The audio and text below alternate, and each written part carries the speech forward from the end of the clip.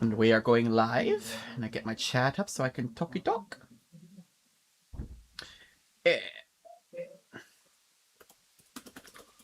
I wish Twitch would get rid of their adverts. They're getting more pushy about that. Oh, I can't hear you.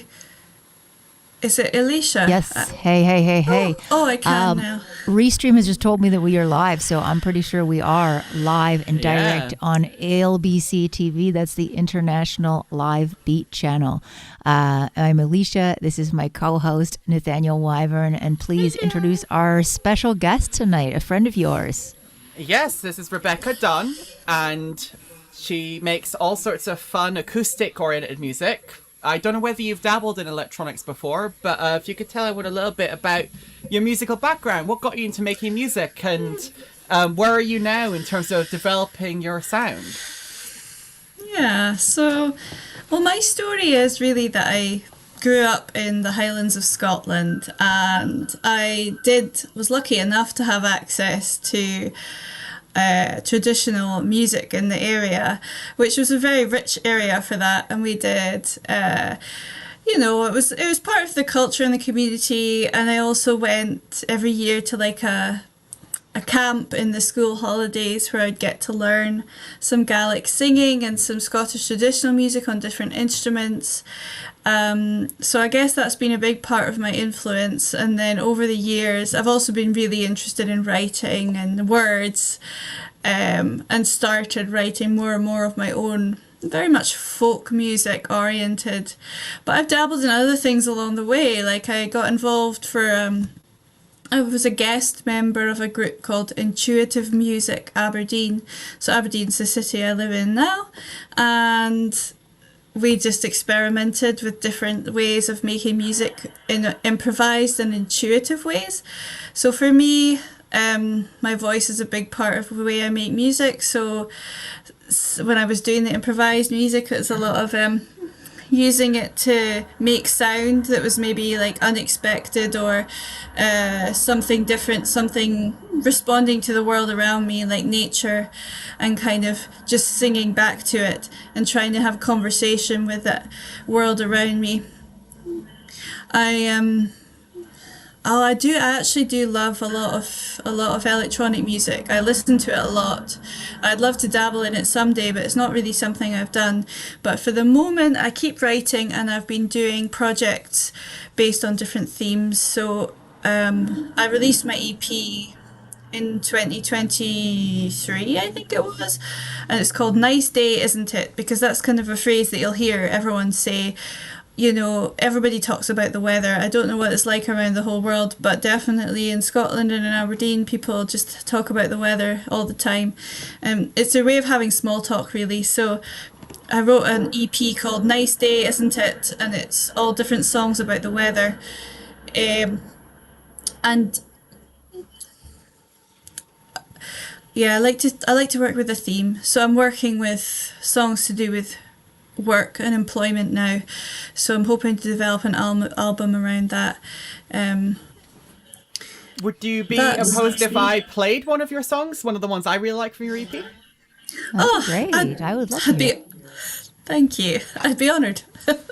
Why don't we start off the stream so everyone can get to know her a little bit? Yeah, this is Dead Weather by Rebecca Dunn. All right, make sure my volumes are all correct. Yeah. Tired of winter, then summer, then winter again.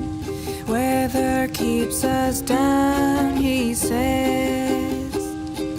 Stuck in a loop, in a terrible mood. Counting the days. He calls it dead weather.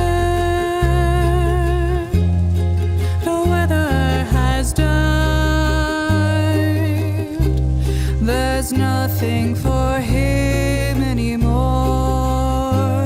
It's told in the skies. Some people say you can break through the fog, but he's made his mind. which is dour each passing hour, fuels the fire that he's built up. Everywhere that he looks, it's the same. That's not how it should be. Rain makes us duller. He's waiting for summer, dreaming how it could be. He calls it dead weather. The weather has died. There's nothing for him anymore. It's told in the skies.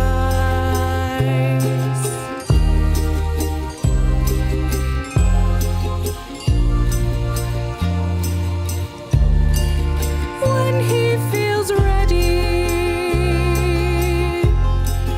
he's going to move.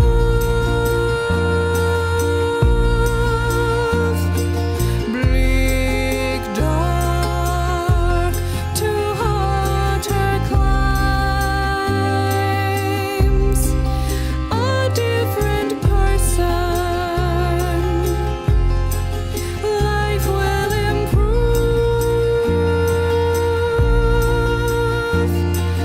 Full of life and always outside. He calls it dead weather. The weather has died. There's nothing for him anymore. It's told in the skies. He calls it dead weather. He calls it dead weather. He calls it dead weather. The weather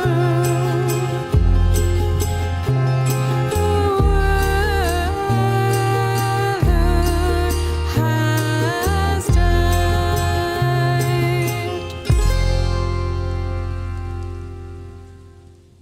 That was Dead Weather by Rebecca Dunn, our lovely special guest.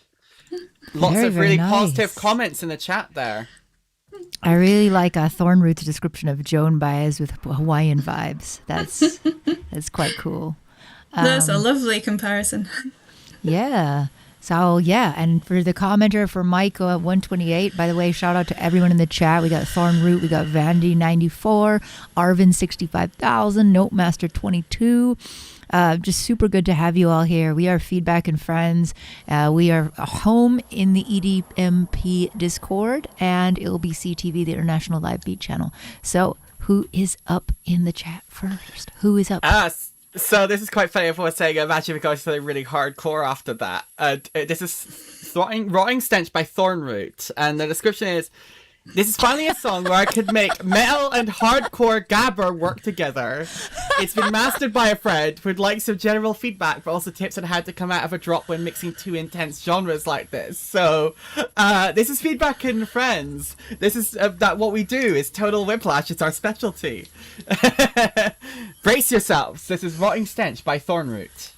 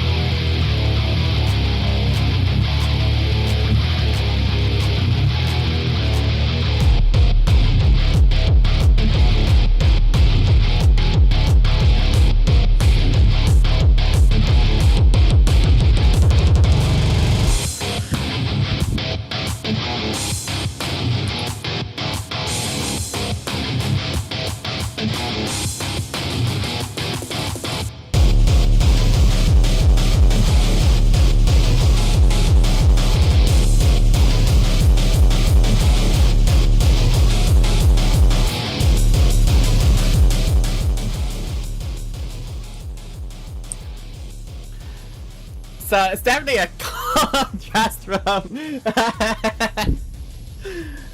What do you mean? It's- What do you mean? It sounds exactly the same. Like, what was different about that from the last track? What do you mean? I do agree with some of the folks saying it could do with a guitar solo or something. Arvin melodic is like to really on tie everything psychic together. wave with me. I literally was just playing fingered guitar, and then he was like, I would love a guitar top blend melody. So I think it's unanimous in the chat, right? Like, it's such a cool vibe to blend those genres, but like you also need to like progress the track a little bit. Like, it was cool, and then like 2 minutes later you're like, okay.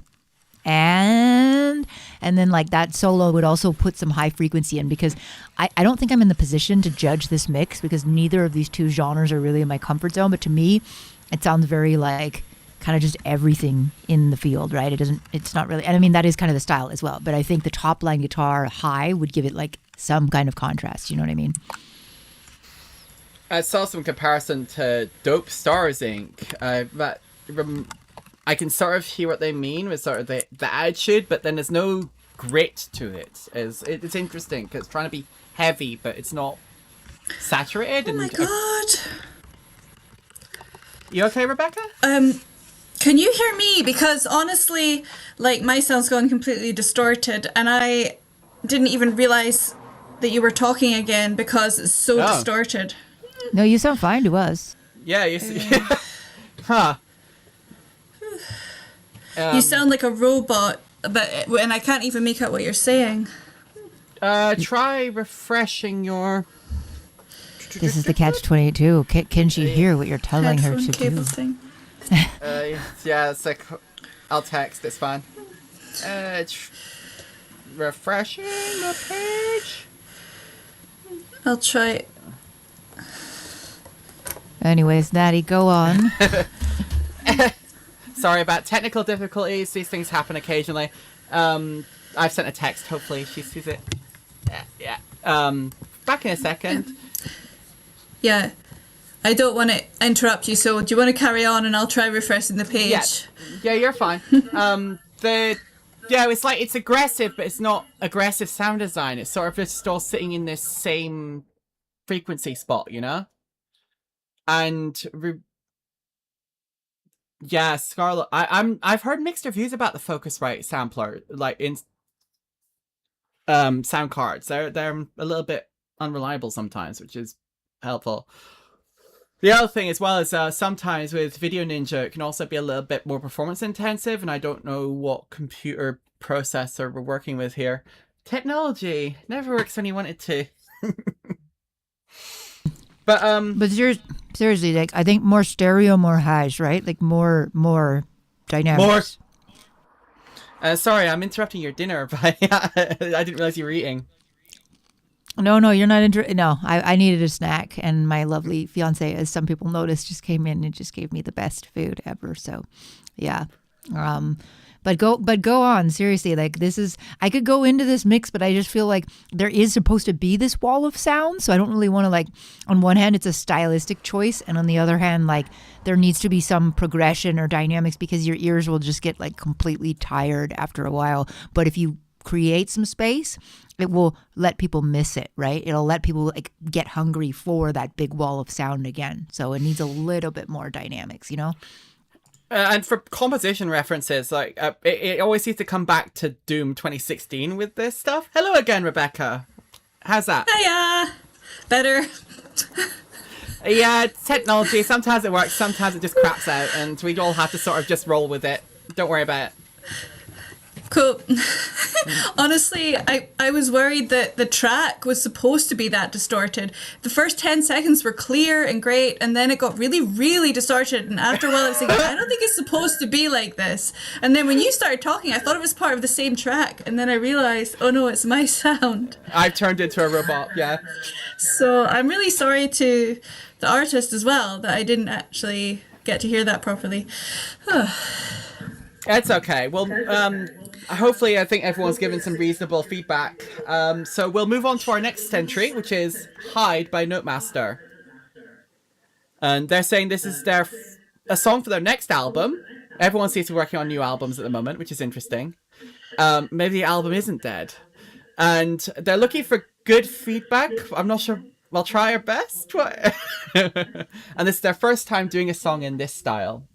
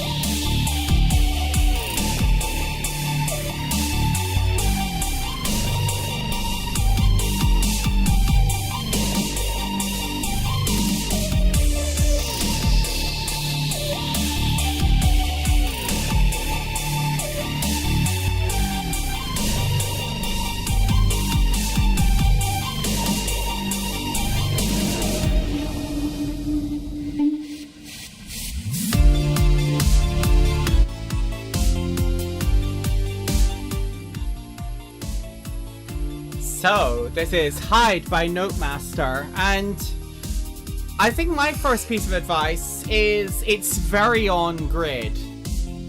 Like it's and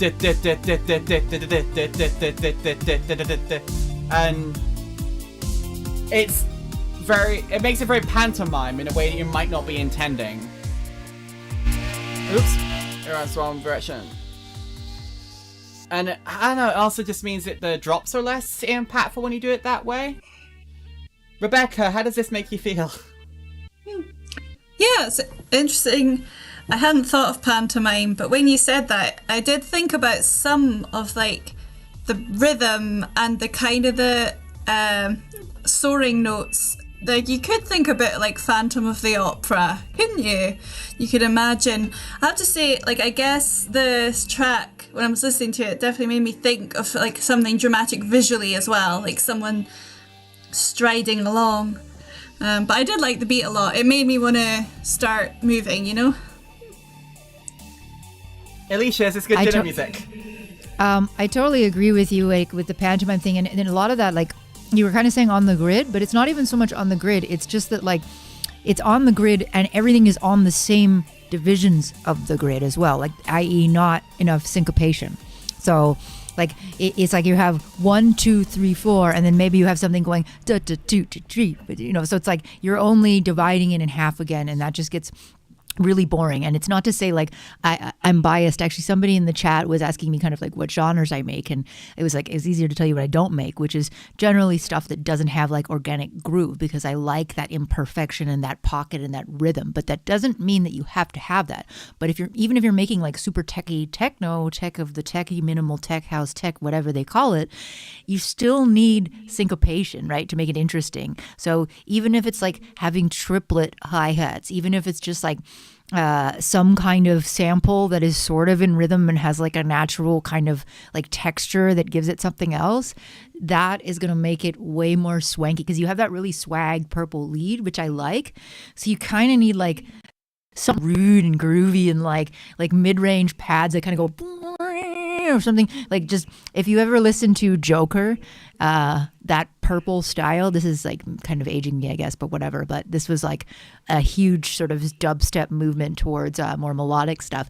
If you get into that stuff, you'll kind of hear that even though they have these very techie sounds and this very synthy feel, they're still doing a lot of syncopation, right? I don't know why I'm saying they, it's a he, but he's really like, he's really into this like kind of soul R&B groove influence, and it's because of that the synthy stuff goes so hard. So yeah, shouts out to Smile Loves You. By the way, we record this and it's going to be on our YouTube, so we will kind of like let you know the timestamp if we remember, but you can also skip through it. Matrix Music in the chat saying listen to Rez, how she creates those spooky atmospheres.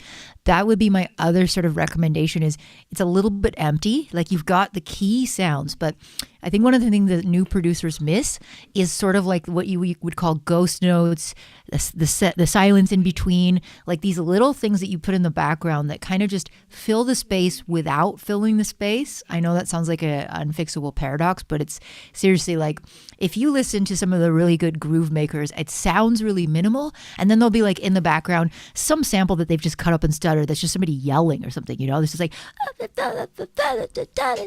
and you can't even hear it, but it just suddenly makes the whole track glue together. Because when you make super synthy sounds, and this is the thing, is and you clean up your mix down, sometimes you just lose this, like you get this weird artificial, like I'm in this uncanny valley, I need something to grab onto. So that's what I would do. More textures and some syncopation. Look up ghost notes, look up drumming in the pocket, you'll get some really, really good inspiration. Cool. What's up, Rags? Good to see you as always. Who's up next? Let's keep it going steady so we can fit more in. This is Redemption by Mike's128. This is a slow burn, old school atmosphere dubstep thing I came up with a couple months back. It's basically fished, but it'll be a while before I do anything with it. So let me know what you think. Be warned, it's quite loud. Let's see what it sounds like. I have to use Windows Media Player for this one.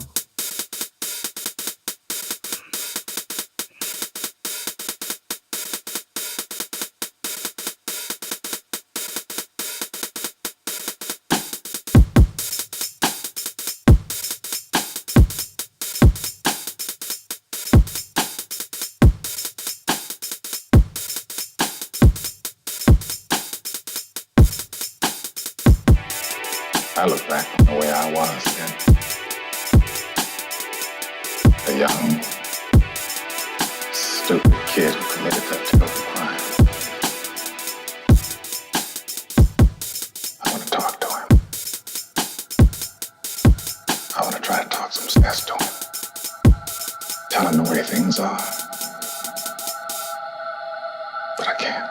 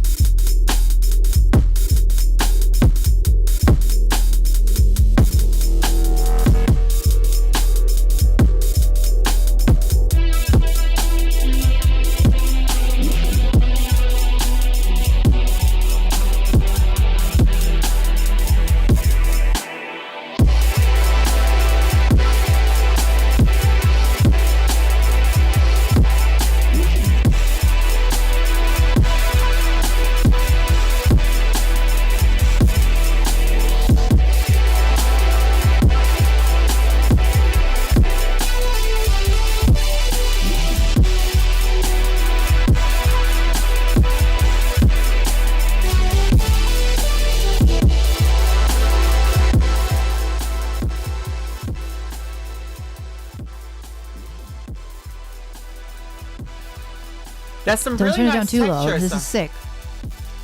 Turn it up just a little bit. Yeah. I'm kind of rolling with this. Yeah. Okay, keep talking. There you go. It's fine.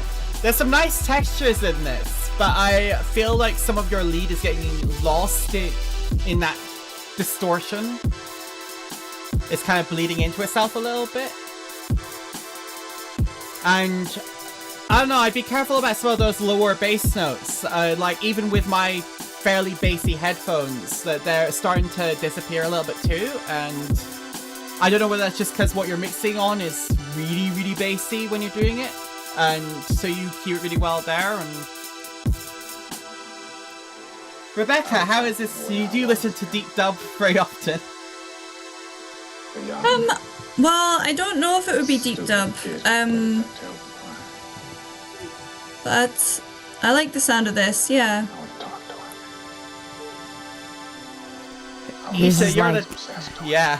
I'm pretty sure, like, I don't know, like Mike and I graduated high school at the same time or something. I'm just really like, I feel like one of those TikTok memes. It's like when your millennial parent shows up at the house party, just like, yes.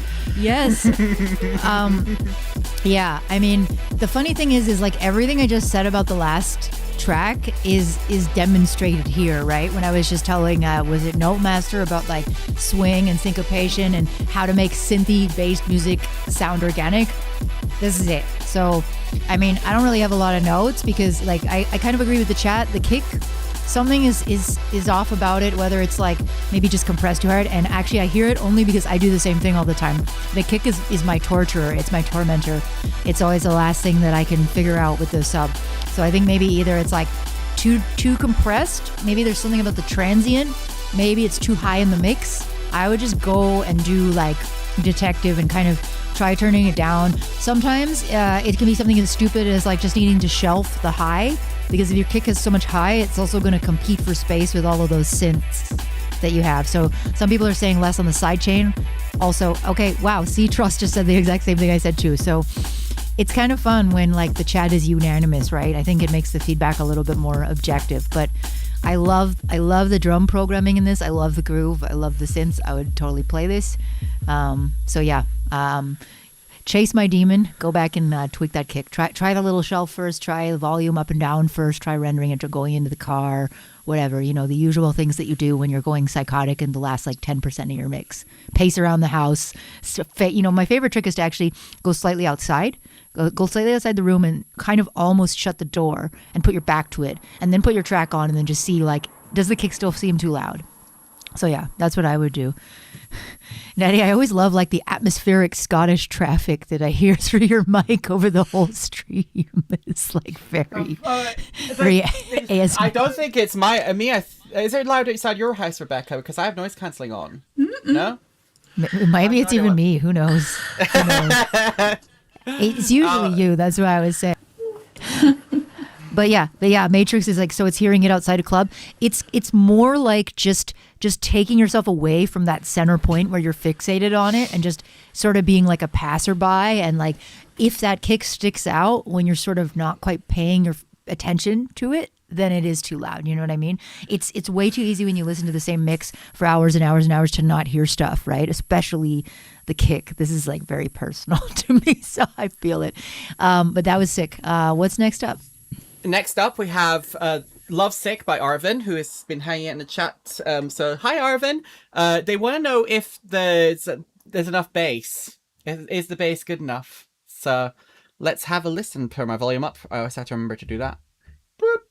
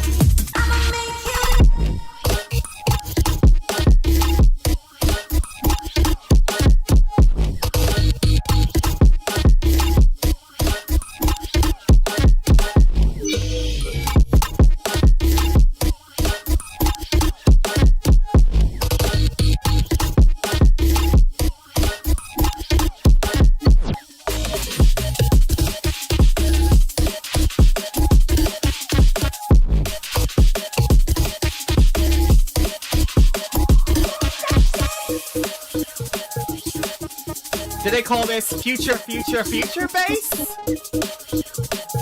Who is this person and what is their SoundCloud? I'm having like an existential crisis. This is crazy. I'll paste a link in the chat for you there, because there you go. This is Arvino Letang.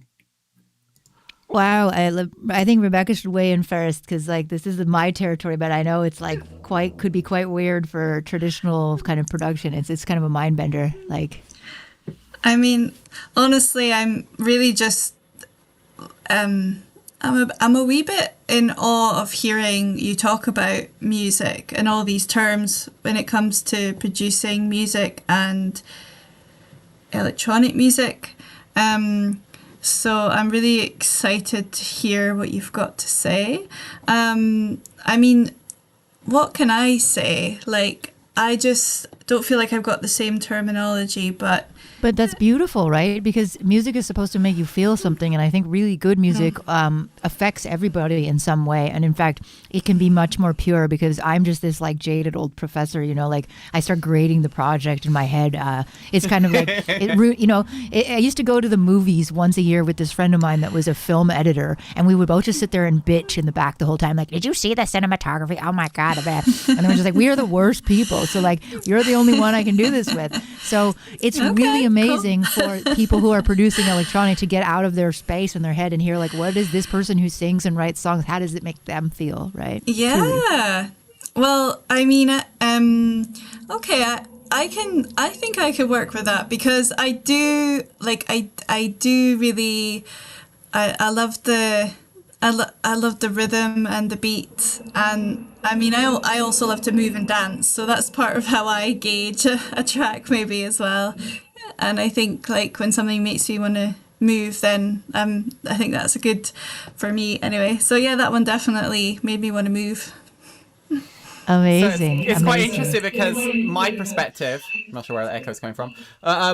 My perspective, I don't dance. I'm not much of a dancer, but this track still does something for me as well. Like, there's a euphoric storytelling to it that's really exciting. And like, I would put this on while I'm working on creative tasks elsewhere, you know?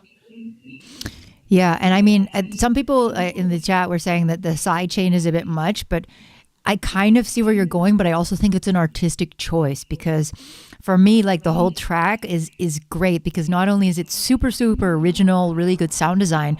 Yeah, I know. I don't know where the echo is coming from, but I hear it on Natty. I don't know if it's on the rest of us either. But I was just going to say, like, I think the side chain is sort of intentionally choking, right? It's giving, oh, now I hear myself too. Natty! It is a haunted house. That only just started. I tried muting myself to see if it would go away. I think it's, unfortunately, I think it's Rebecca. Sorry.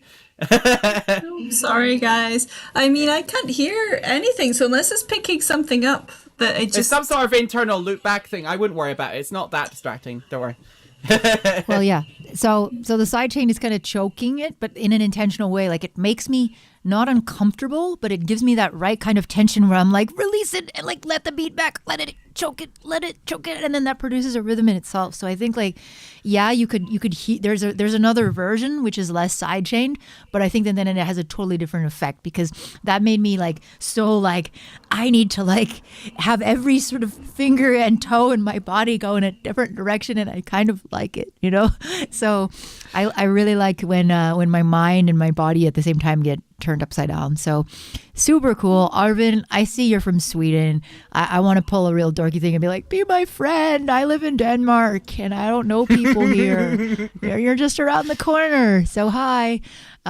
Sick work. Really like no notes. I mean, it's super original, and like, yeah, there's little things about the mix here and there, as people are saying, but my God, like, I also think that a lot of it is a creative choice, and that's how it makes me feel. I mean, and it's just really original. Like, it's so clearly original, and that's something that is very special in this day and age, where a lot of people are chasing the same sounds and the same patterns because, oh well, that's what goes viral on TikTok. Like, screw that. This is the stuff. This is better. Next up, we have Cam with I don't have a song title for this one, but nope, that's not the right link. No, I don't. I copy pasted Arvin's SoundCloud and then forgot. Doop. They're looking. Oh, come. I don't want. No. Just copy paste the link, please. Sorry. Everyone needs to see DuckDuckGo, apparently. It says it's Surreal Grove by Cam, and they're just looking for general feedback.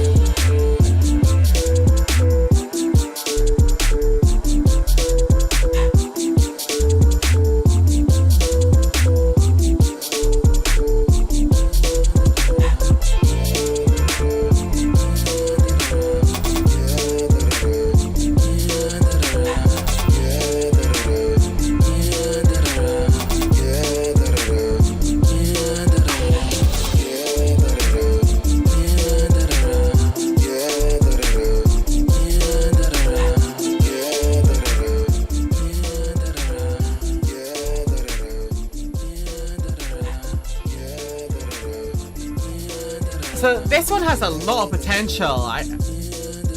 Are you guys feeling like going to the beach? Definitely. ill-esha, how would you fix the commentary about it being maybe a little bit repetitive? Because I'm feeling about here where it's almost said everything it has to say. Yeah, I mean, I think it's just like it's a whip, right? So just keep going. You've got all the key parts that you need. It's super lovely. Now it's kind of just like a question of arranging, doing little fills, and I haven't done this for a long time. You need some ear candy. For those of us just joining for the first time, ear candy is kind of a common term in production for like all those little juicy one-offs or tiny little, fills at the end of a bar, or like a strange little sound that only comes in once, or just all these little tiny frills, right? I think you have, I wouldn't add any more parts really. I would maybe just take the parts you have, spread them out, maybe do a little bit of like, a section. I'm just guilty of always wanting this sort of minimal deep section, but like that would just be another way. It's just, I would say take things away, make people miss them, bring them back, right? It's pretty classic. Matrix Music is saying switch up the drums, play with some effects, automate it. Exactly. That's what ear candy generally entails, right? You go in, you put a bunch of weird plugins, and you automate a bunch of things to create like buildups. When I was teaching, we used to call them macro tensions versus micro tensions, right? And macro tensions are like huge changes. Like, I don't know if you go back to the 80s when they like change the key of the song halfway through, right? And they like modulate up, like that is a macro tension, or a big EDM. And the micro tension would be like not having the last kick on the last beat of the bar, or like taking out the hi-hats for the last bit. Tiny, tiny things that are not so showy and noticeable, but just make you sort of understand that something is not exactly the same as something before. So the French Revolution was a macro tension. Some people with spicy comments. Rebecca, you obviously have spent a lot of time in the Scottish dance sphere. And I expect you experience a lot of this micro versus macro tension thing there, because well, it's always the same. The dances go until dancers have finished doing the routine, right? And that can sometimes mean extending it and playing around with it a fair bit. So you're talking like about like Cayley dancing or Scottish step dancing, or what exactly are we talking about here? Well, I guess either, because like you don't always get the fixed like, oh, the song ends Or at 3 like- minutes. No, if there's 2 times more dances than usual, you got to go for 6 minutes. You know. That's true. Maybe that's interesting, maybe, because I'm thinking about this track where there was that bit towards the end where it felt like it was, I felt like this track was beautiful, and then towards the end it was feeling like it was, maybe just that bit repetitive towards the end. But then at the very end there was like that piano bit that felt like it was just doing a little wind down, a bit like, yeah, maybe I'll finish here. And it was kind of like, I liked that quite a lot, and it made me think of like, yeah, like that way sometimes when you're jamming, yeah, like a folk music jam, yeah, and like you're like, oh, okay, are we finishing? Oh, yeah, we're finishing. Okay, doo-doo-doo, you know, like that.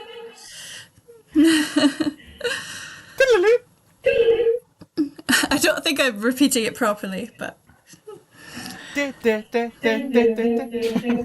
This weird real audio delay is getting a little crazy, Natty. Yeah, I'm not sure where I haven't been able to figure out where it's coming from, but we'll play the next tune and see if I can figure out in a second. This is Vandal, part of an upcoming album. See, everyone's making albums. So Blue Moon. Any feedback goes. Make sure my volume's alright. Yeah.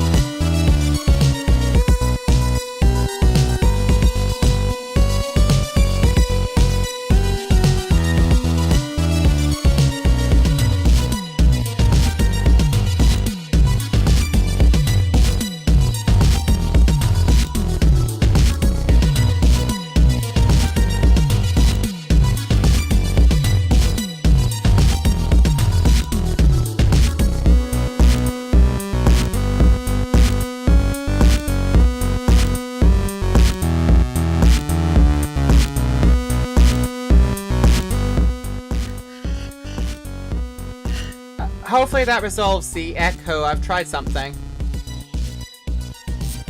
I agree with you what you mean, Isha. It's something missing from this.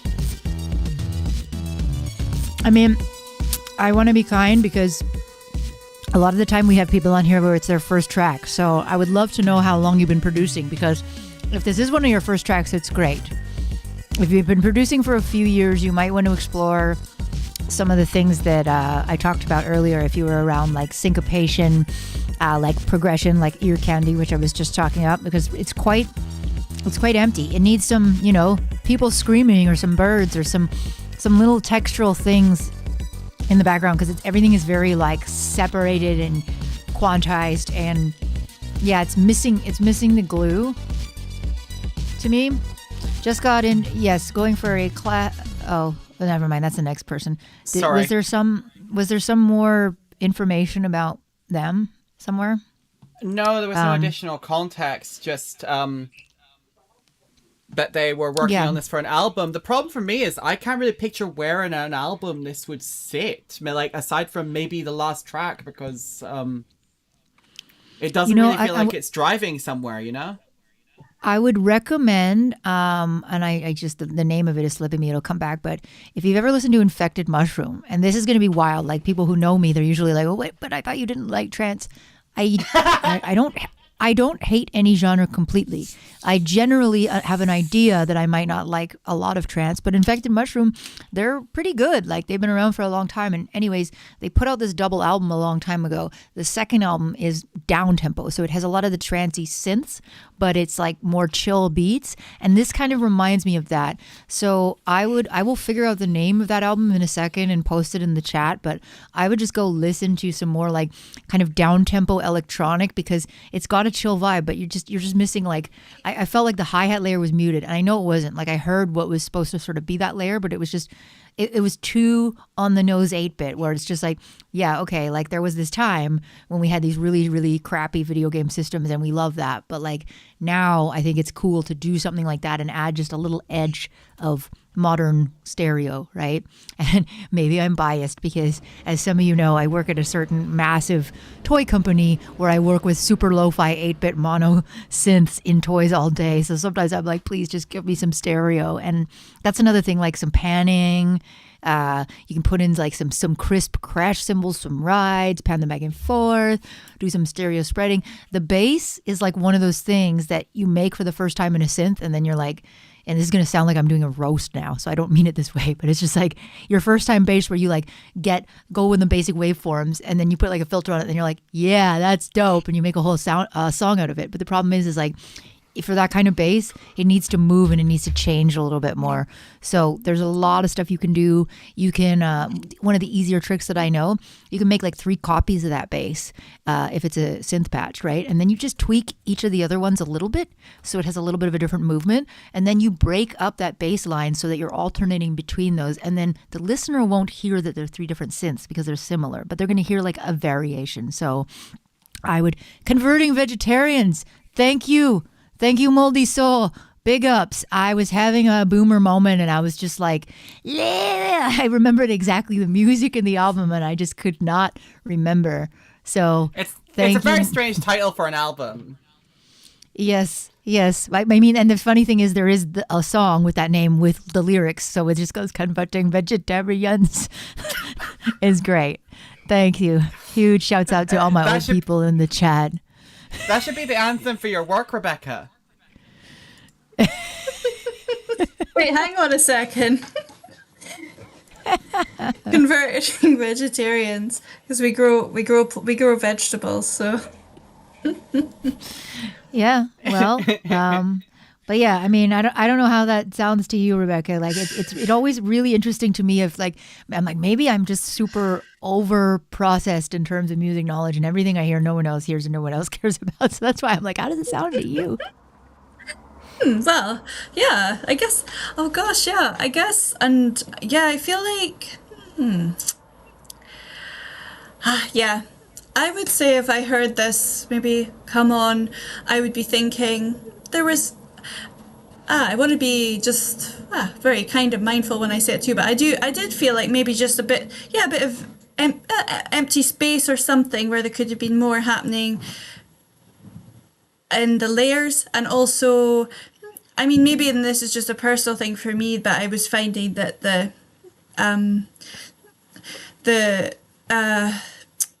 synth that sounds like it's a bit like a video game music, I think that starts to rattle with me after a while. I can't listen to that for very long.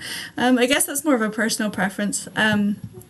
But yeah, I think like, yeah, probably not my kind of style. And I guess I felt like there could have been a bit more to kind of oomph it, if that makes sense. Does that make sense? No, I mean that was exactly what we're sort of getting at, right? Because I think what you're hearing, that grating thing, is what happens when your ears get tired, and your ears get tired when everything is in the same space for too long, and that is kind of classic 8-bit music, because there would be these tiny computer chips, and like you can't do all this fancy stereo, and you can't do all this stuff. You have these like very, very low resource sound generators. So, I mean, it has a nostalgia, but that's why I said, like, in a modern time, to have the 8-bit synths and then actually put like stereo well mixed drums on top of them can just be really nice, and then you can listen to it, right? Like I think that's what you were hearing, so it's nice that you heard it too. What about you, Natty? Well, I got that bit where you're saying it sounds a bit video gaming and the synth gets a tad irritating. It's because it doesn't have any automation of the parameters on it. The opening and closing of the filter is like, I'm going to say, well, I'm not a fan of deadmau5, but he is really an expert at this. So if these micro variations, it means he can stretch out one sound to frigging 10 minutes and it still works because it's not the same sound all the frigging time. So I would reference, for even going into the progressive house, I know you're not making progressive house, but I would go look at some of the best acts over there and see, okay, what are they doing to make sure that the sounds are, like, it is all synthetic, right? But they're trying to instill a sense of organic tension into it. That's really the goal of automation, is to give it a sense of being a live instrument when it is effectively still ones and zeros doing the work. Amazing. I think, mindful of the time, we got to keep clipping. We're what, halfway through or something? So roughly. So this is Overdrive by Phobos, and this is they said they're coming back from a long hiatus. So this is a progressive house track. So maybe we'll hear some of those interesting modulations that I was just talking about. Just make sure my volume's not doing again. Yep, we're good. Overdrive by Phobos.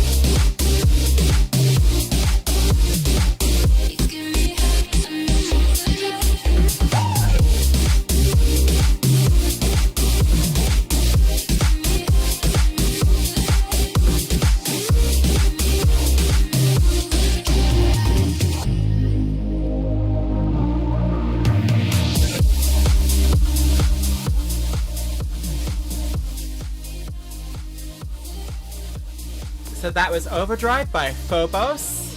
And I think Mike's got a good ear. There's definitely a little bit of air missing from this. And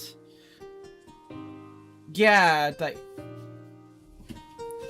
Rebecca, how did this one make you feel? Do you want to dance? Yeah, definitely. Yeah, definitely made me want to dance. And I think this is probably my favourite one I've heard so far. This one would definitely get me dancing, and it's got like those bits where it comes down a bit and then there's a drop, right? And also really love the vocal sample as well. I'd be Yeah, I curious like to it where too. it comes from. It sounds like it might be a one of those more underground splice ones, because it's fairly clean, and people definitely could make money off those sort of vocal loops. I like it because it sounds like the Chainsmokers, but act authentic and not like corrupt investment bankers. Because, like, when you listen to the Chainsmokers, you get this moment like where you barely hear it, but you're like, that sounds nice, and then you listen closer, and you're like, private equity fund, and like this doesn't have that like gross sheen to it. This actually feels like a super authentic, nice, like easy summer day. It's got a really like skippy groove, like Rebecca was saying. Like it kind of just, it makes me feel nice without being lied to. So that's how I would describe it. There's the pitch for the EPK. Oh, we got a rags line. I'll read this one. You can do the next one. Sounds like the soundtrack to the girl who gets the guy who she thought was out of her league, but really he was out of hers, and he manages to lose her, but he fights to get her back despite being too cool for that. That's good.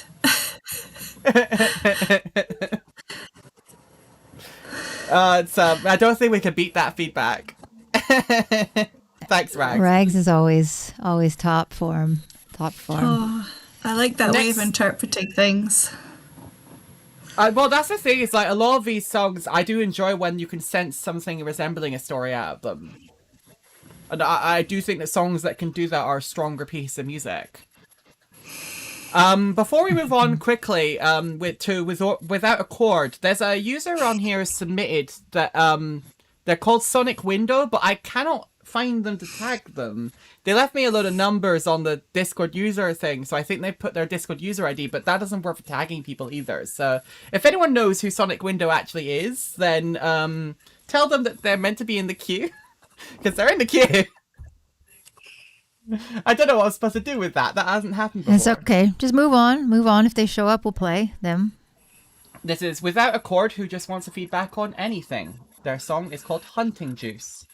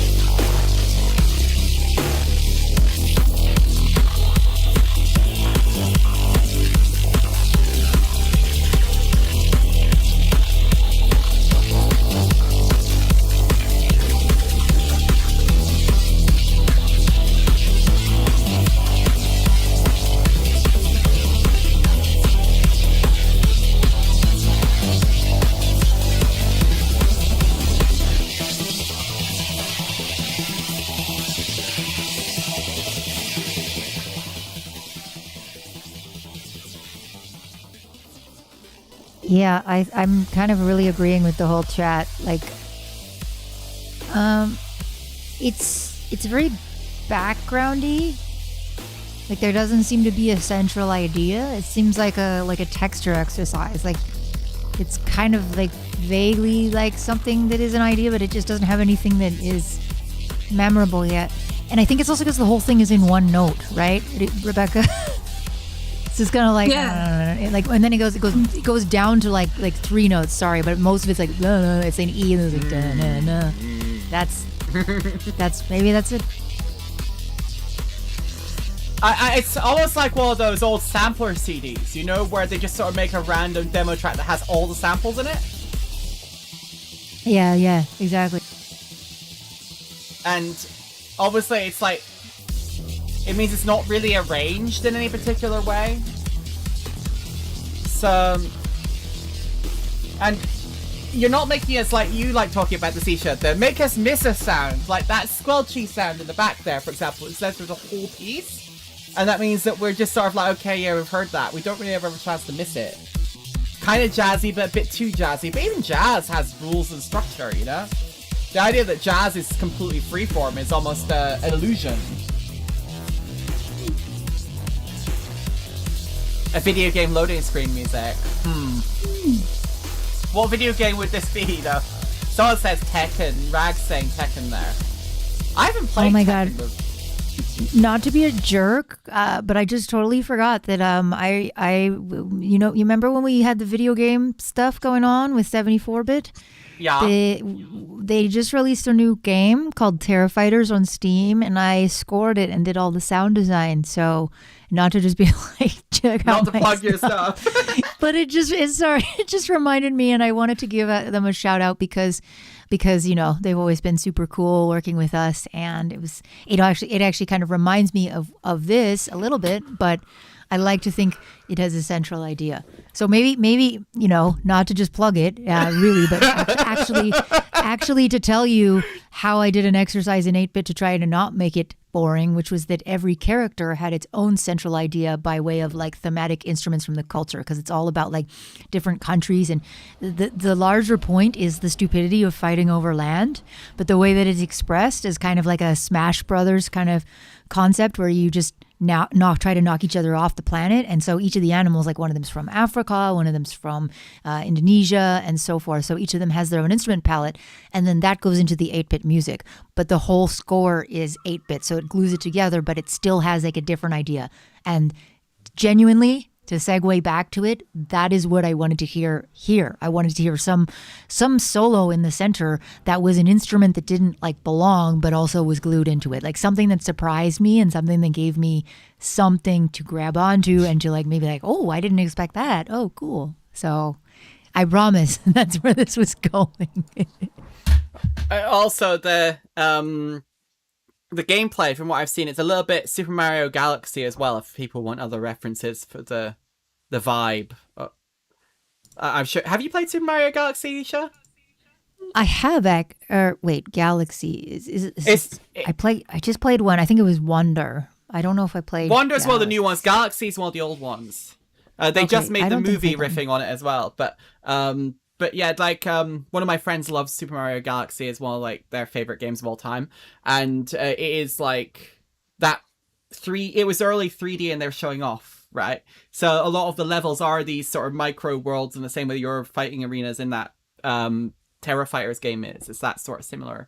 It's a very trippy effect because you almost like, we don't really perceive the curve of the earth, you know, like, but in these games, obviously everything's shrunk down. It's all cute, but at the same time, it's like this ball that you're rolling around on top of.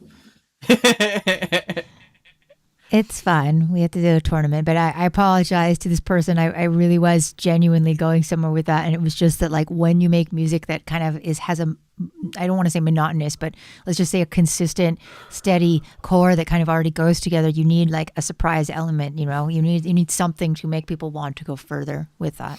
So, and I've got a couple other artists as well that you could.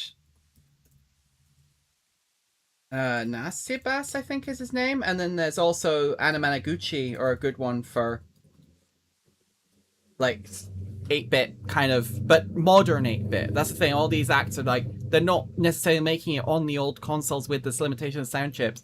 It's kind of like just the aesthetic without the limitations. But yeah, I know your track wasn't 8-bit, but like it's just you're still playing with some of those same sound palette sort of. And you're still kind of, you have it too minimal and repetitive to the point that it gives you the feeling of 8-bit, right? Like that's what I'm saying is like if you have an element that is a little bit either more organic or unpredictable and the elements start to change a lot, that already makes it sound more modern, because part of the rules for making something 8-bit on purpose is to be really repetitive because there wasn't a lot of storage and there wasn't a lot of CPU. So you work within these confines, right? And it's sort of like that's not what you meant to do at all, but it is the effect that it has when you have really synthy stuff and it's simple and it's really repetitive. So there you go. Next up we got what? Right? I gonna go with right and hope that we're not pronouncing it wrong. Their comment is musical freedom is fun. So this is Bring Me Back to Life by Right. Did I set my volume correctly? I keep them. I know I've been repetitive on that one today. Ladies and gentlemen, may I have your attention, please? All flight TE. The next big king is here. Bring me back to life. Bring me back to life.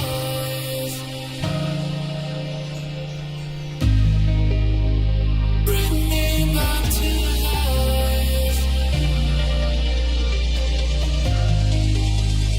Bring me back to life. Ayo, go crazy. Ladies and gentlemen, may I have your attention,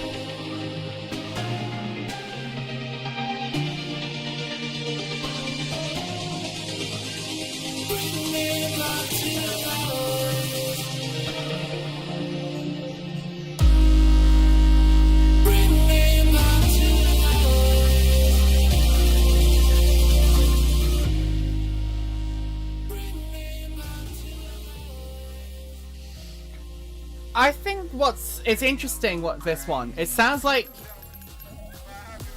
you sort of started with this idea of this sample with the Bring Me Back to Life, but then decided you wanted to make a different song entirely while you were using it, because I don't know, it's just something, there's a lot that's good, but it's not all good together.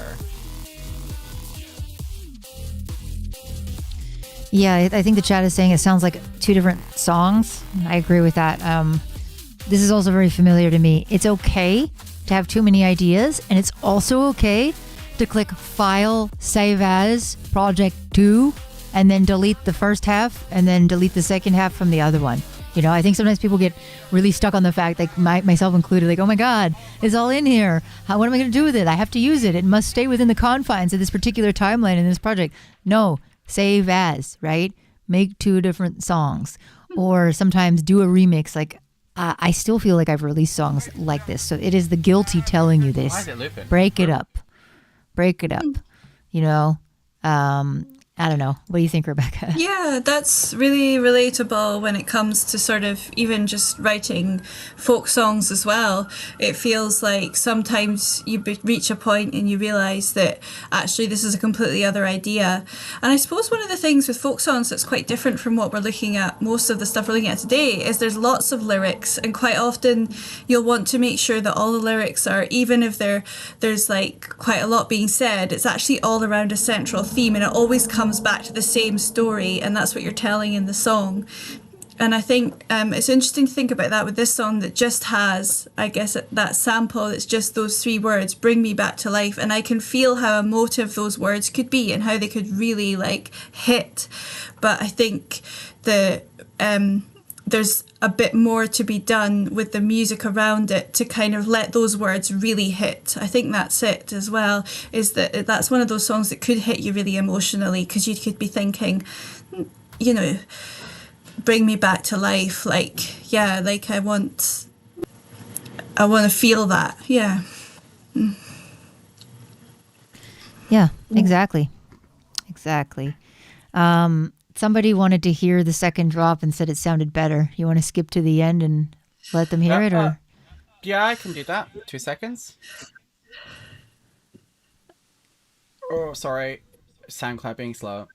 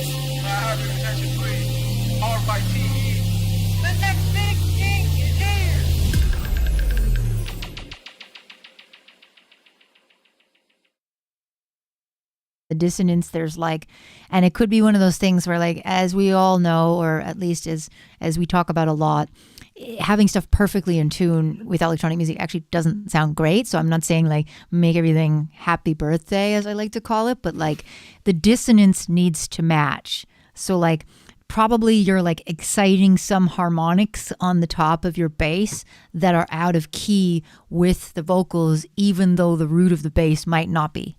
That's a really common thing, and I think that might be what I was sort of hearing. And some people were saying take the vocals out.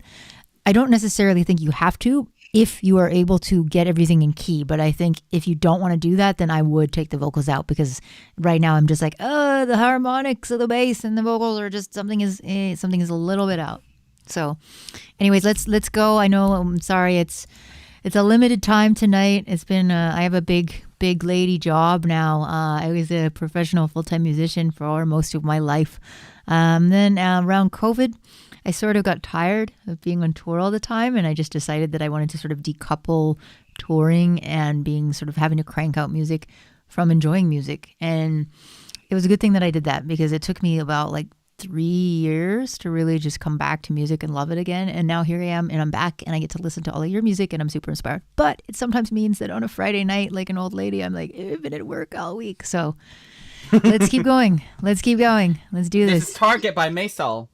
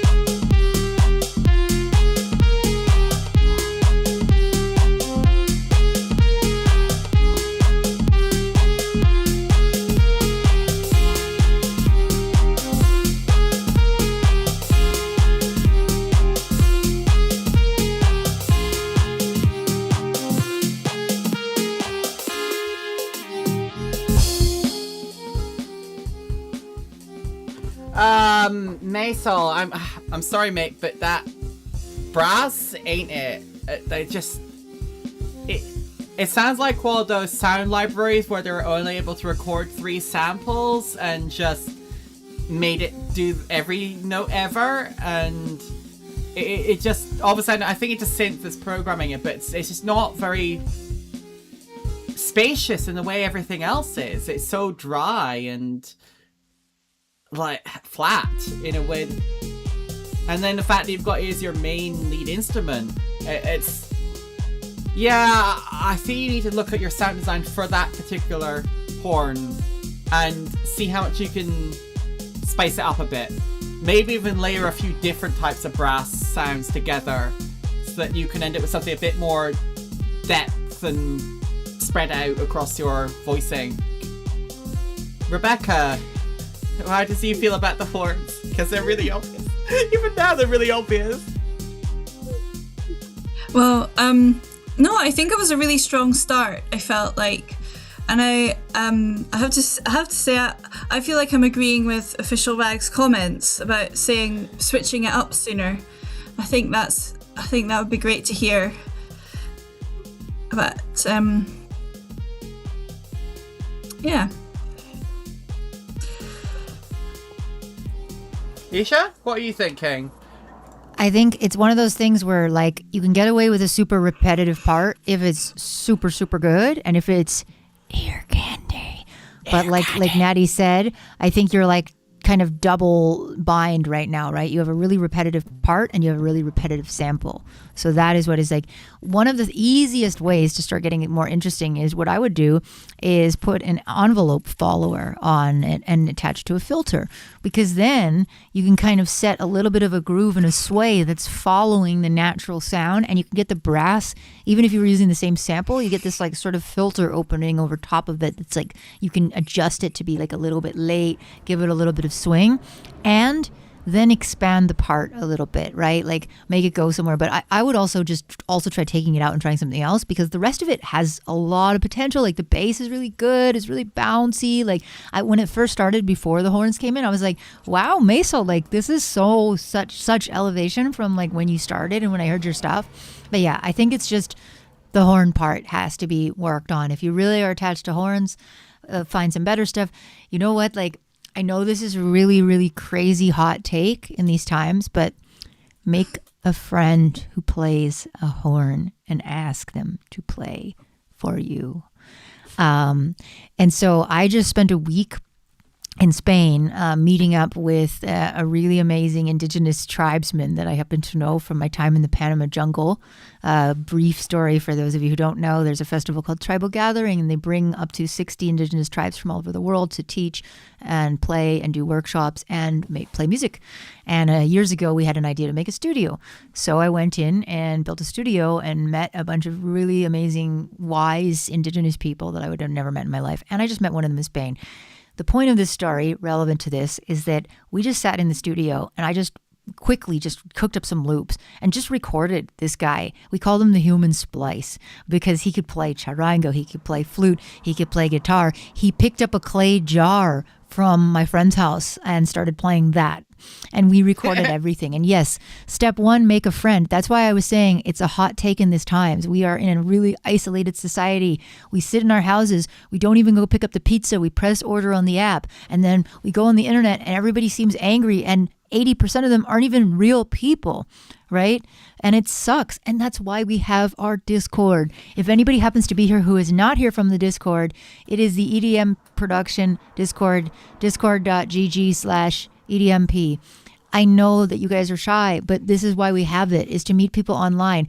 I have met so many amazing people, and somebody mentioned, and we should call this out, that it is like the 10-year anniversary of the EDMP Discord. Natty and I have been running this thing for 10 years, and we do it because we want to connect people. We want to bridge gaps, genre gaps, location gaps, whatever. Like, please, if you have a friend who knows a friend who plays saxophone, get them in here, right? And even, okay, for those of you who might say, oh, but I don't have any money, it's like, that's why you make friends, because you trade them. Usually when you meet a really good horn player or like a traditional musician, and maybe even Rebecca can speak to this, like they are really good at musical craft, and maybe they haven't put as much energy into like, I don't know, sound design or production, and then you work together and then you make a bunch of collabs, and then you get a cool instrumentalist or vocalist and they get like a really cool track, and that's magic.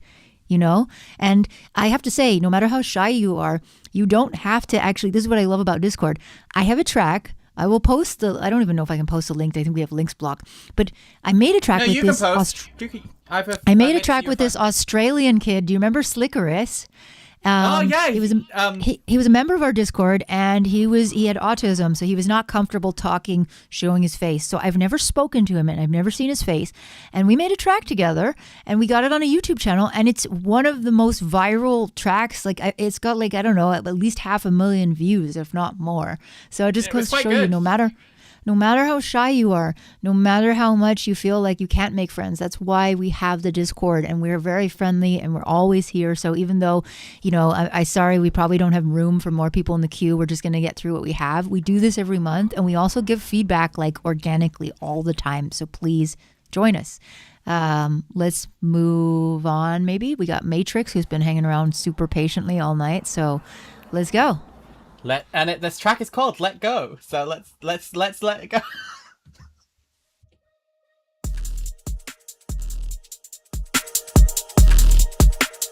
Wait, are you serious?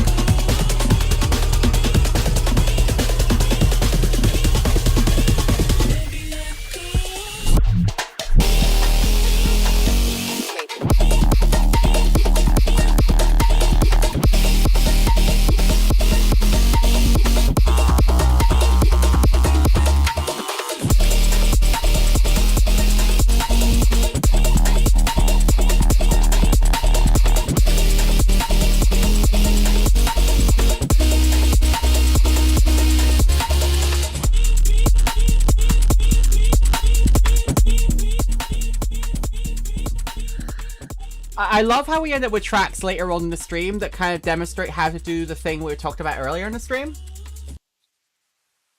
Like that one with the singular vocal sample that's still used through the whole track, but it's done with such finesse that it actually still works. It wasn't too repetitive, that vocal sample. It came in the right moments, I think. Yeah, and it also had like a little bit of processing on it and a little bit of variety. So it's like, if anything, that should be more annoying than yours, myself, because it only has like one kind of thing. But it does evolve, and it does sort of give ear candy. And there's a fine line, right? Because electronic music is kind of repetitive by nature. Like the roots of it are in, this sort of shamanic circles where you go around the fire and you clap and you repeat the same thing and you go into a trance. It's kind of where trance music comes from. And as I just said, I literally experienced an indigenous ceremony around a fire that was like that. I was like, oh, this is where it comes from. Side note, the shaman was also a trance DJ. So repetitive is not necessarily bad if you can make it like put you into a trance, but you need to give some movement, right? And that's what that track really had. Super clean, really nice production. A lot of side chaining. Again, sometimes I think it's an artistic choice. It could be fine without it, but it was really nice. I really have no notes. Rebecca?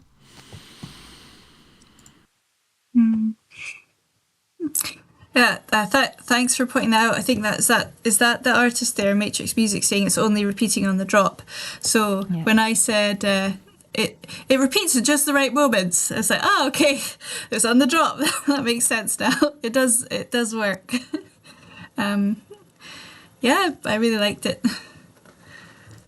Nice. Thank you for your submission, Matrix. You'll have to submit us something that's a bit less unfinished so we can have more feedback to give it.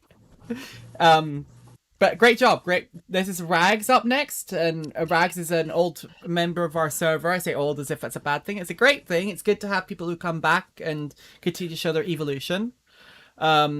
He's asking about what the vibe we get from the track is, trying to see if he nailed whatever that is. So he's not told us what he's trying to do, so I guess we'll give him that response and then you can confirm in the chat whether we nailed it or he nailed it, I suppose. So this is Mode by Rags.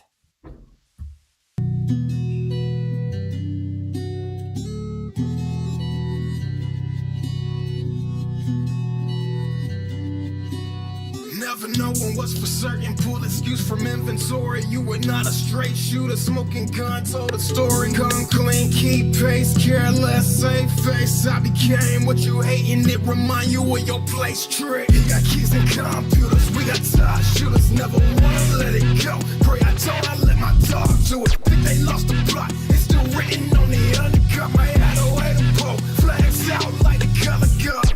I ain't the one that you thinking you geeking if you think I ain't for the car. Been back for a minute, we hungry as hell, let's get it on like the mode. That ain't what you talking, bitch, watch what you talking, I think it ain't too safe. I woke up like Bruce Wayne and pointed them out like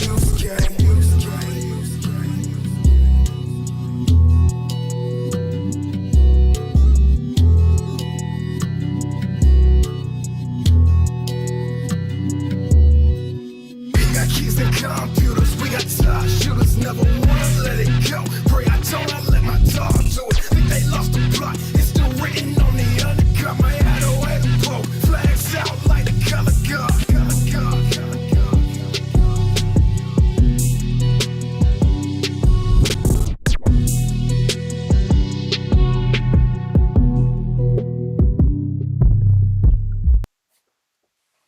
That was Mode by Rags. Schizo Lux, you're saying you're getting Jelly Roll vibes. I've heard a lot of mixed messages about whether Jelly Roll is actually good, so you're going to have to clarify for me whether that's a compliment or not. But we'll answer the question meanwhile. How did this make either of you two feel? Rebecca? Well, can I just say, like, when it started, I was thinking, this is missing something. What is it? And then I realized it was volume, and I turned it right up, and then it kind of surrounded me, and I really liked it. And it had what I would maybe call like a brain buzz. It touched the good places in my brain with its, like, I guess that's the bass and everything else. So yeah, I think that one's one to turn up loud. Definitely. Yeah, I really liked the sample flipping. I really like all that little like kind of reverse guitar. It's always like the string plucky things that are reversed sound so nice and like ASMR-y. They give you this little crisp, slidey feeling. So I like it. I still feel like every time I have the exact same comment for you, which is that I still feel like you hate your natural voice tone. And it's a shame because it's like I want to hear this more dry, intimate thing mixed in with this like super processed layer. But usually it's so upfront that like I hear it over, like and it's funny because like I also have this issue with my own voice sometimes, but usually I bury it, and with yours it's like really up front, but it's very processed. So I would just dip your toes in sometimes and just give us a little bit of like close up. It kind of almost just metaphorically makes me feel like I never get close to you as an artist, which is real weird and deep because I know we're friends actually, but it's like when I listen to your music, I'm like, you're so far away. You're like inside my radio, but you're in a cave, and I want to like hear you breathe once in a while, especially because you just have really cool lyrics and imagination and stuff like that. So someday when we're like 80 and Natty and I are doing Feedback and Friends from the nursing home, then like Rags is going to send something, and he's just going to be like, at that point he actually will just have transferred himself into a little radio jar, and then he'll be like, can't say it anymore. This is my actual voice now. Anyways, so I think that if you're gonna take Isha's advice, actually within that context, the Phineas who produces for Billie Eilish, he actually does have video content about his production process and the way that they engineer a lot of that stuff. I would probably go look into that because some of that layering especially with the ASMR-y whispery stuff, I think you're right, Isha. That could really bring out a lot of energy in it. That I think that it's not just closeness, it's an intensity thing as well. And like when you're like your words, like I mean, I could see the lyrics on the screen there. It probably wasn't super clear on the screen captures, but you've got all these such emotive visual lyrics, but that not maximizing your energy in the delivery of them, and not by getting close, it means you don't have to shout either, which means that you're not overpowering it with the assumption this is an angry rage fest. You're not trying to go for that edgy metal punk vibe. You're trying to go for this. I'm a sweet little boy, really, but the world's so sad. It makes me feel like there's nothing worth it anymore, kind of vibe, Because Rags is a good boy. Rags is a good boy, really, but the world is complicated, and it shows in your songwriting. We love you, Rags. All right, chop. My voice is going, so let's we got go. C-Tross next. Oh, why isn't it working? No, I don't want to play. I mean, I love you, Rags, but I don't want to play it again. Come on, C-Tross. Anything Goes is the feedback for this track.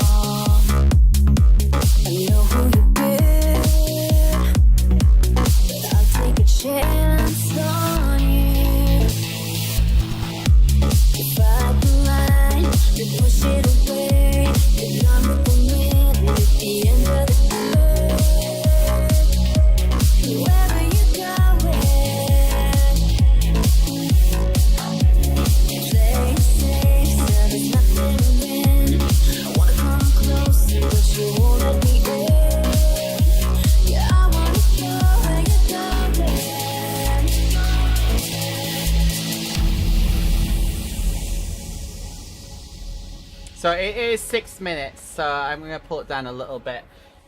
Although, that drop is almost, like, now I've pulled it down, now the drop is almost too quiet. So that's an interesting choice. I agree with some of the comments here, like, the lack of sub is quite noticeable, at least. I'm getting really punchy transients on that kick, but I'm not really getting much depth on the sub. Rebecca, how does this make you feel? Like, what sort of... Do you listen to trance like this? No, I mean, I do. I don't know if I would always know to call it trance, but this is the kind of thing I do listen to. And, like, I love the female vocals, and I think partly because I'm a female vocalist, like, I like that in a song because I end up wanting to sing along. And like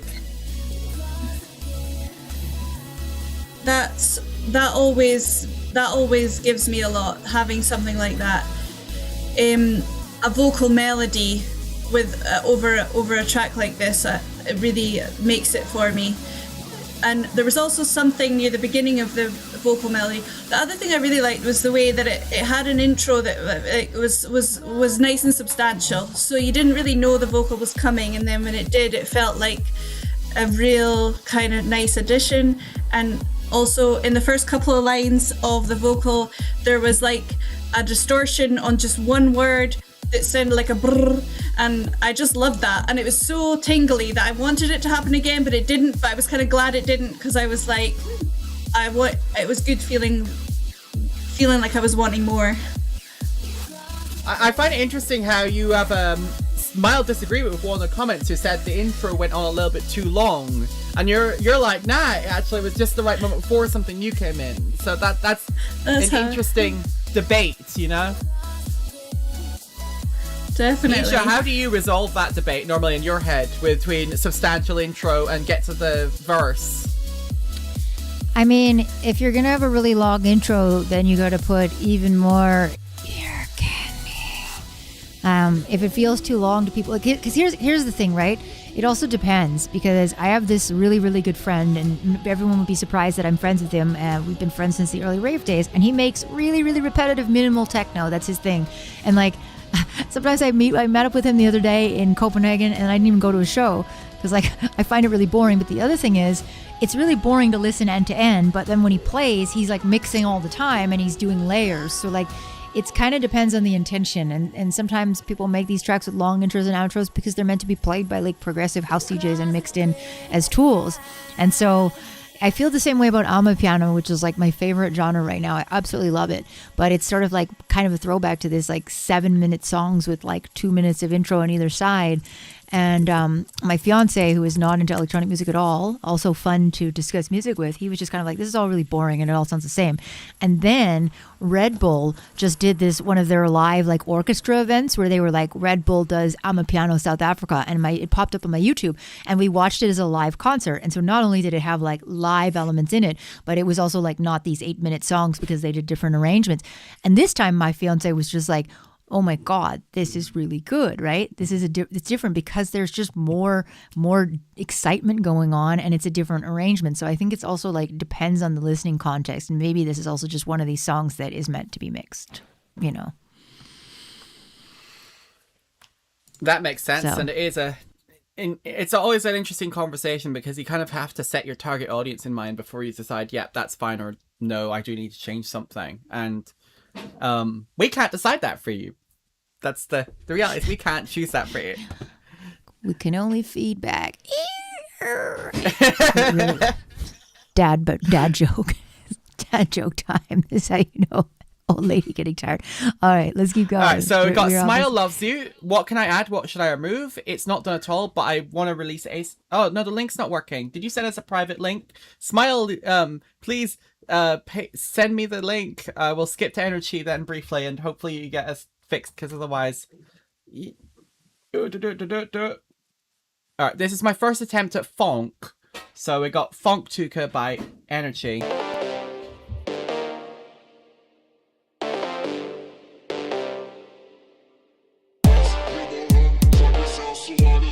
It's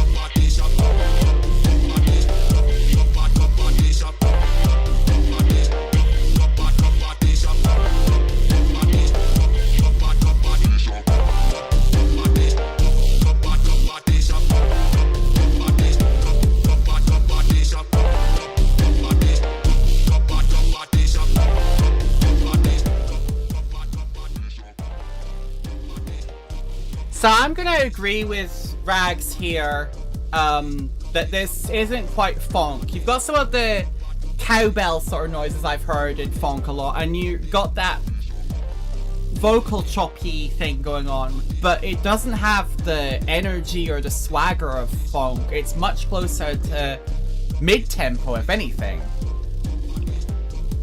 I know you're asking, what is funk, Isha? Yeah, you could tell me that anything is funk, and I would probably just believe you. That's how little I know about it. It's it's a weird genre, like, because there's a couple of different. Funk itself as a term was not what modern folks are calling funk. It was something completely different, much closer to like deep dub kind of territory. And then the TikTok car fans got hold of it, and there was some Russian thing that went on at the same time, and somehow the merge. This happens a lot in music genres and subgenres, where it's like different people just kind of absorb the same word but use it in a completely different way, and then suddenly you end up with something that isn't anything actually connected to what the original thing was. Like, it's a weird one. And it is mostly a meme culture in its own way. Like, the tracks are never particularly long. You're talking a minute 30, 2 minutes tracks. You don't tend to get anything longer than that. Yeah. Yep. Are you familiar with funk, Rebecca? Is it your favourite genre? You keep laughing at me, Natty. You're like... I'm just wondering what I subjected you to.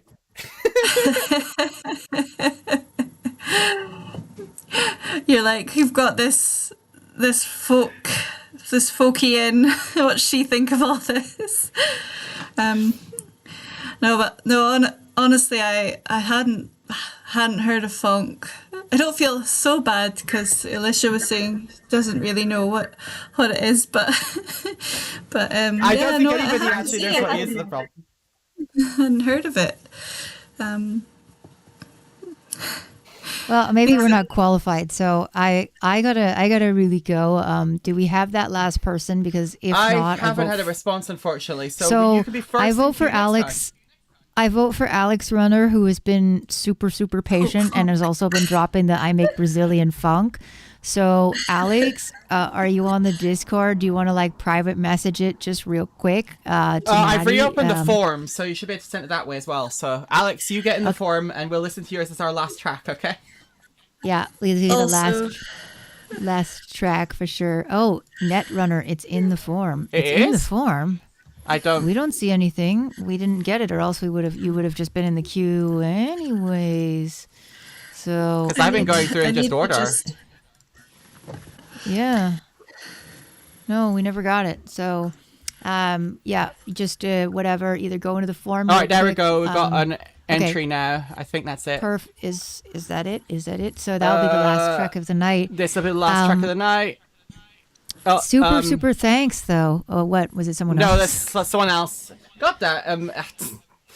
Maybe we'll just I feel like everyone's crashing now. So whoever's not been seen in the forum, I will get in contact with you for next time ahead of time. So we'll get you in the queue first for next time. Because I think everyone's getting confused now about what's happening. Yeah. Yeah. Okay, Alex. I don't know if you're in our Discord. It might just be a little bit too late, but maybe we should allow people to post links in the chat. I don't know. We do a lot of chatting in the Discord, but I think I gotta run. For next time, we usually open the queue later after the stream, and it's generally open for like the whole month, right? So you can at any time. Yeah, it was definitely anyway. It's open right now, and I'll leave it open. So and I'll tidy it up afterwards. So you're welcome to stick stuff in now, and then we will get to it in first weekend of August. Rebecca, Maybe. Thank you for joining us. Do you have any shows or new album or anything that you want to tell everyone about before we jump out? Well, I just needed to respond to the Mike comments about folk funk, so I'm just going to see what I can do with that now. I don't think so, but it just no, but that's actually kind of sounds amazing in its own way, like cursed but amazing. So yeah, is there anything I can plug before I go? Well, I don't think so. But you look me up, Rebecca Dunn Music, my website, and yeah, thanks so much for having me. Yeah, It's been and please absolutely for amazing having you on. It has. And for anybody who, didn't get in, just remember, as I said, we have our Discord. We're there all the time. We have multiple places where you can do sort of open feedback or you can trade feedback and sometimes even get feedback from us. And we do this about once a month. So, Natty, any last words? I think it's time for the obvious. This has been Oh, Feedback boy. and Friends with ill-esha, and I'm Nathaniel Wyvern. And a big thanks again to Rebecca. I'm really glad that you came on.